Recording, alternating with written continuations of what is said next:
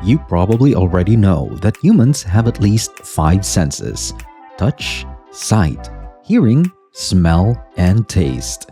These senses serve as portals to the external world, making them important to our survival. But what happens if the world overwhelms our senses? This is what is known as sensory overload. Welcome to Sir Betterment, where we bring you financial, motivating, and betterment knowledge. In this video, we'll talk about how overstimulation is ruining your life. If you like videos like this, make sure to drop a like and subscribe to our channel. It's hard to concentrate on anything important or difficult because of how constantly bombarded our senses are with information. Instead of engaging in activities that really excite us, we choose to stay in bed and check our feeds.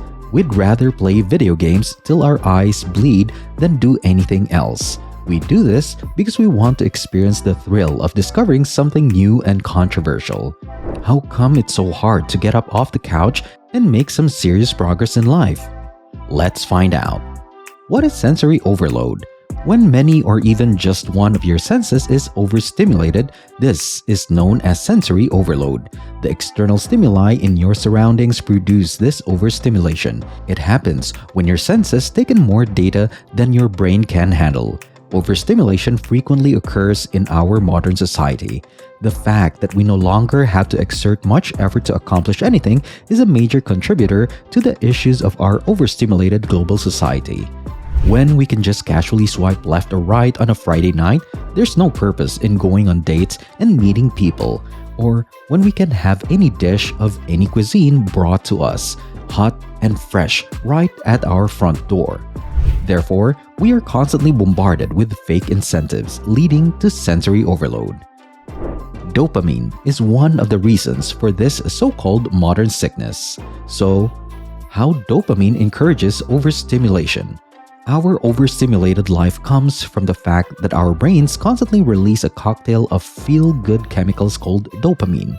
Dopamine is what causes us to perspire with excitement whenever we get a new social media notice. Dopamine has been around us since our earliest ancestors were still hunting and gathering.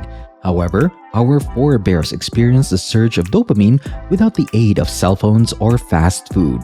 When they found a new patch of berries or brought down a deer, they could feel it. Dopamine was produced in their brains every time they accomplished a task that required a lot of hard work and concentration. Now, here's a serious question. Why is overstimulation ruining us? Because it takes so little effort to activate our dopamine reward system, we often experience stimulus overload. Are you feeling uninspired? Just open Instagram and check out the 3 new alerts you have. In case we grow hungry, there's always the chocolate cake in the fridge. We have effectively converted our dopamine reward system into an always accessible vending machine. The concerning part is that we're slow but surely conditioning ourselves to see these pursuits as essential to living a full life.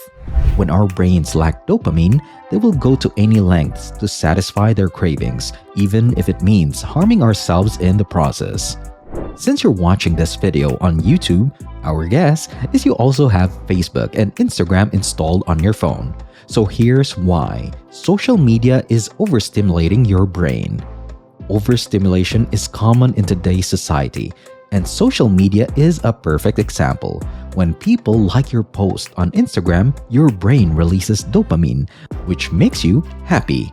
Your brain is motivated to keep generating dopamine, so you keep doing things like updating your Instagram story. You might become stuck in a positive feedback loop where the pleasure of using social media stops being a driving factor. Instead, you go on to feed your need for dopamine. Your own dopamine system effectively controls you. As a result, this messes with your brain's reward system. The brain is tricked into believing that engaging in these behaviors would improve the odds of survival when in fact, the opposite is true. This risky conduct also promotes unrealistic expectations of achievement. We all know that there will be obstacles to overcome and that it takes discipline and self-control to do anything worthwhile. This is counterintuitive for our overstimulated brains because we expect to feel good right away. When we put forth effort but don't see immediate results, we get disheartened and give up immediately. Are you guilty of this? Because I am. I really do need to watch this video for myself. So how do we counter this problem? Well, the obvious answer is quitting bad habits. Quitting bad habits can lead to less overstimulation. In life, we'll look for things that will excite us because we assume they will make us happy. Our hazy understanding of happiness drives us to do things like eat 3 Big Macs and then despise ourselves the following day, or waste a whole day binge watching Netflix and then feel bad about ourselves. What we can do to break our negative behavior is learn to be happy with what we have. Another way to combat overstimulation is meditation. Meditation. When you meditate, your mind may calm down from all the stimulation and you can concentrate on the present moment. It is often emphasized that it is up to us to make the most of our time here on Earth. Using phrases like YOLO, we rationalize our participation in risky and pointless activities. This goes against common sense and the way the world really works. As Mark Manson once said, the most important things in life are often boring. Being a stay-at-home parent is not an attractive lifestyle choice. You'd rather tear out your own eyes or watch movies on YouTube than teach your kids to ride a bike. You'll appreciate these dull activities more and more as you learn to give your full attention to them. Learning to meditate is a great first step in discovering your life's purpose. This means several things. First is that one may find fulfillment in one's immediate environment, whether it be one's family, career, or favorite pastime. The Japanese term for this idea is ikigai, which may be translated as a reason for being or a sense of meaning to life. At first, you could feel bored by dealing with these boring matters. The more you train your mind to be present, the easier it will become to maintain that state. Soon, you'll start retraining your brain to appreciate what's right in front of you. You can find ikigai by simply focusing intensely on the things that matter to you right here, right now. Less stimulus may increase productivity. Second, it allows you to take your mind off trivial matters. Once you realize that social media is nothing but an empty calorie for your mind, you'll start to fill your days with things that truly matter. You no longer have to interrupt your reading to check on the number of likes on your latest post. You won't have to constantly pull your attention away from your family to check your phone. Realizing the negative effects of social media is the first step in channeling your efforts elsewhere. Resetting your overstimulated is as easy as 1, 2, 3. It doesn't have to be complicated. So here are some ways you can reset your overstimulated mind. Morning meditation. Walk in the park. Write on a gratitude journal.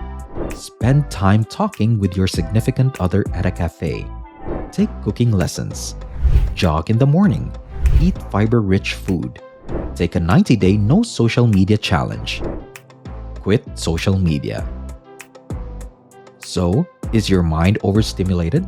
Did this video shed light on how being overstimulated is stopping you from enjoying your life? If yes, what are the things you are willing to do? Let us know your answers in the comments section. Thank you so much for watching. If you enjoyed this video, give us a like.